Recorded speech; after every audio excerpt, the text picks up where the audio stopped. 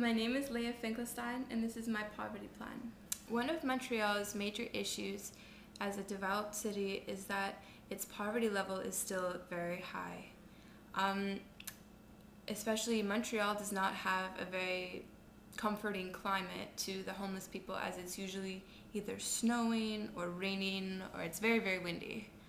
I think that it's super important to get these homeless people off of the streets and into shelters, because once they're in shelters, they'll be able to steer away from more immediate and short-term questions such as how am I going to get food, how am I going to get water, and be able to focus more on the long-term goals such as where am I going to find a job, or how can I improve my life even. I know that some people don't have the capacity, whether it's mental or physical capacity, to handle a job, which is usually why they're in the streets in the first place.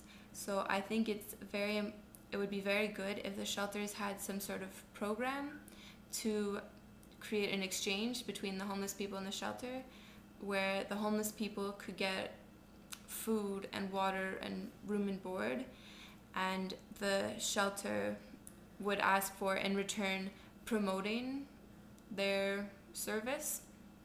So if the homeless people could write articles in the newspaper, maybe do interviews or have signs or just something, so that people like me and you will be able to recognize these shelters in their good acts and sponsor them maybe. The sad truth is that until these shelters become more profitable, less people will be inclined to make a business out of it. So I think it would be very good if the Canadian government spent less money in other departments and put more money into the sponsorship of these shelters. I think that would be good, because once the government puts money into the shelter and the shelter takes off, then people will be more affected by them. Once there'll be less homeless people in the streets, people like me and you will notice that and be like, okay, well, if we want that to keep going, then we should either donate time by volunteering or donate money or food or anything.